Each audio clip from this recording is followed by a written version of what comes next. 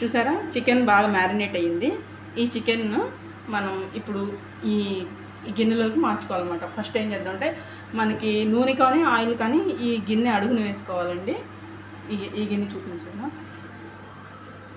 మేము నూనె వేసుకుంటున్నామండి, ఎందుకంటే మేము ఇందాక ఆ బియ్యంలో నెయ్యి వేసాం కాబట్టి ఇప్పుడు నూనె వేసుకుంటున్నాం అన్నమాట.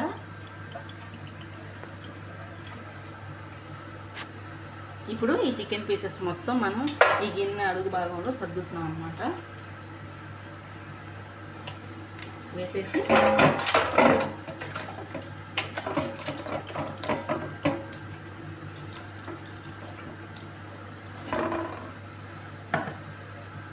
ఈ గిన్నె అడుగు భాగంలో ఇలా సర్దిసేద్దాం నీట్గా. ఇదిగోండి రైస్ 80% కుక్ అయిందండి. ఈ కుక్ అయిన రైస్ని మనం ఈ చికెన్లో వేసేసి సర్దేద్దాం నీట్గా.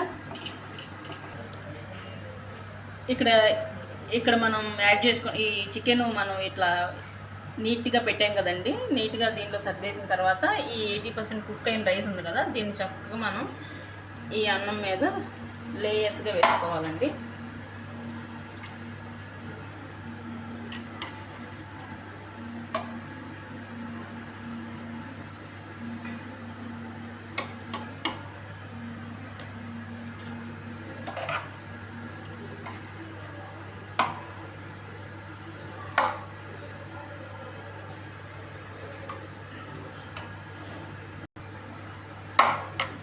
అన్నం ఇట్లా ఒక లేయర్గా వేసుకున్న తర్వాత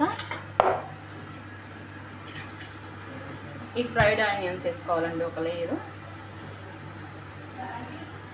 నెక్స్ట్ మళ్ళీ రైస్ వేసుకోవాలి ఇంకొక లేయరు.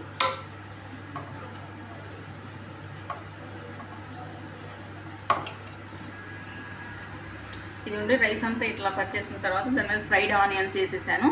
ఫ్రైడ్ ఆనియన్స్ తర్వాత కొంచెం పుదీనా కూడా మనం చల్లేసేసి దీనికి మూత పెట్టేసి దీన్ని తీసుకెళ్ళి స్టవ్ మీద పెట్టేసేద్దాం అనమాట. తర్వాత దీనిపైన మనం ఒక గిన్నె కోల్డ్ వాటర్ పెట్టేద్దాం. అప్పుడు మనకు తొందరగా ఉడుకుతుంది. ఉడికిందో లేదో మనకు తెలుస్తుంది అనమాట. స్టవ్ ఆన్ చేయాలండి. సిమ్లో పెట్టుకుని మనం ఈ గిన్నె స్టవ్ మీద పెట్టేయాలి.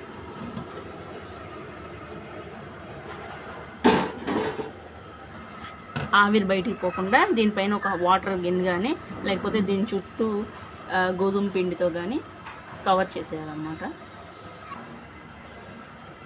ఇలా బరువు పెట్టేయాలండి.